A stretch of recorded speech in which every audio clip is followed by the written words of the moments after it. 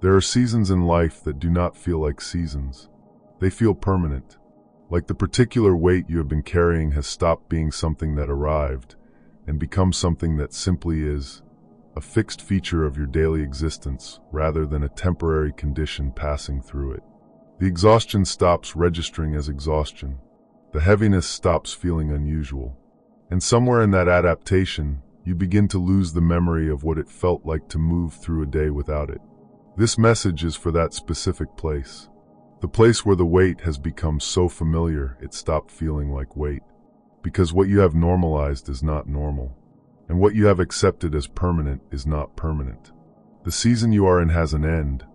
Not a vague, theoretical end somewhere in the distant future, but a real and approaching end that is closer than the familiarity of the difficulty has been allowing you to perceive. Before anything else, something needs to be said with full sincerity. To Hardish, wherever you are, whatever you are walking through in your own life, thank you. Your generosity toward this work is not a small thing. It is the kind of giving that carries weight beyond its measure, because it comes from a real person choosing to invest in something they believe in. Every word that reaches someone in a dark moment, every message that finds a tired soul at exactly the right time, some of that is possible because of you. May abundance return to you in ways that surprise you. May your home be filled with peace. May every seed you have planted come back to you multiplied in love, in health, in breakthrough, in every good thing your heart has been reaching for. You are deeply appreciated. Now back to you, and to what this season has been asking of you.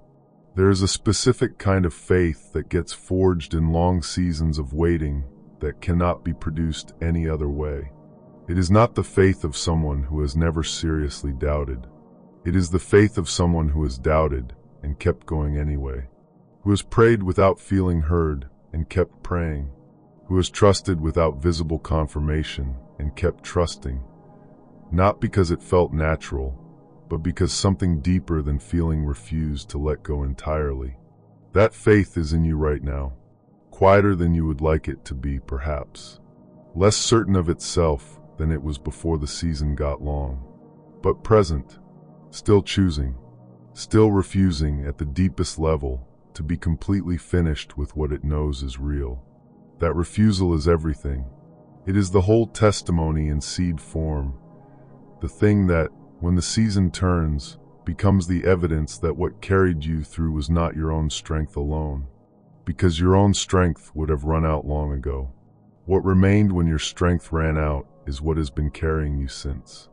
Something is worth naming about the specific texture of this moment in time for people who have been in extended difficulty.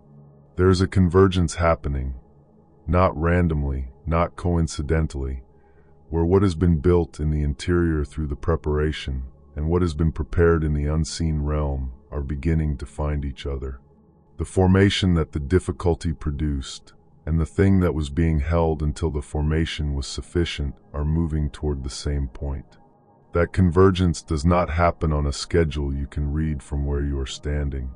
It happens according to a precision that only becomes legible in retrospect, when you look back and see how each piece of the path was positioned exactly where it needed to be. But there are signs of it available even from inside, the interior settling that arrives before circumstances confirm it, the quality of peace that should not be available given the objective situation, the quiet knowing that something is genuinely different even when everything visible looks the same. If those signs have been appearing in small and easy-to-dismiss ways, pay attention to them. They are not wishful thinking. They are accurate perception of something genuinely approaching. If this project has been finding you at the right moments, subscribe so it can keep doing that. These words are built for seasons exactly like the one you are navigating, and the next piece will arrive when you need it. The thing that has been most quietly costly about this season is probably not what it looks like from the outside.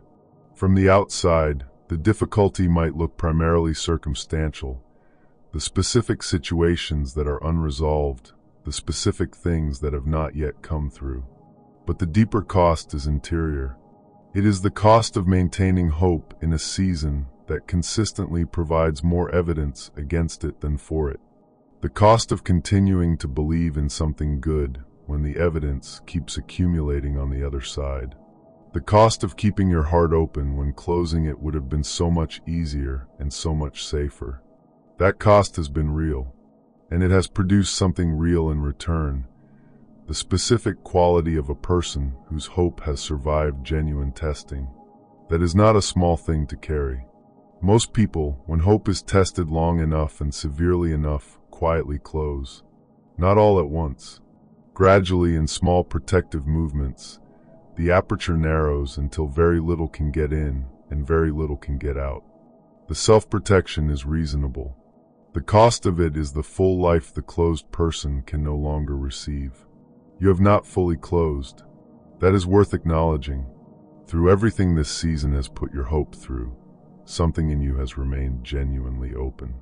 Defended, perhaps. Quieter than before. Less willing to announce itself. But open. And that openness is precisely what allows what is coming to actually arrive rather than find the door closed when it reaches you. There is a practical dimension to the transition you are moving into that deserves direct attention. The interior shift precedes the exterior shift, but the exterior shift requires participation. It requires a specific quality of showing up, in the opportunities that arise, in the conversations that carry unexpected weight, in the moments that look ordinary but are functioning as something more. That showing up does not mean forcing. It does not mean manufacturing urgency or pushing doors that are not yet moving. It means being genuinely present, fully available, fully attentive, fully yourself, in whatever presents itself each day. Because the meeting of what is approaching and the person it is approaching tends to happen through the texture of ordinary engagement, through a conversation that opens a door, through a decision made with unusual clarity, through a connection that forms with a naturalness that distinguishes it from the strained connections of the harder season. You do not need to engineer the meeting. You need to be present enough to recognize it when it happens and available enough to walk through what it opens. The link in the description is there for anyone who feels moved to support this work. What people like Hardish have given toward it, freely from a genuine place, is what makes it possible to keep reaching the right people at the right moments. If that ever resonates with you, the door is open. Here is something that the long seasons of difficulty tend to obscure, and that this moment of approaching transition makes available again. You are allowed to want what you want. Fully. Without apology. Without the constant qualifying and hedging that the disappointments installed as a protective measure. The desires that have persisted through everything this season has put them through are not liabilities. They are not evidence of immaturity or insufficient surrender. They are the specific expression of who you are and what you are made for. Signals about the direction your life was designed to move in, encoded in the form of longing that refuses to be extinguished regardless of how many times it goes unfulfilled. Those desires pointing towards something do not point arbitrarily. They point because something real is in that direction. And the fact that they have persisted through as much discouragement as this season has provided means they are pointing at something substantial enough to be worth the persistence. Trust them again. Let them take up space again. Let the wanting be full rather than apologetically partial. The full life that is available to you requires the full wanting. And the wanting is allowed. The season is turning. Not all at once, not with a dramatic announcement, but genuinely and irreversibly. The interior has already registered something the exterior has not yet fully confirmed. The peace that has been settling is real. The opening that has been happening beneath the defended surface is real. The approaching of what was prepared for the person you have become through all of this is real.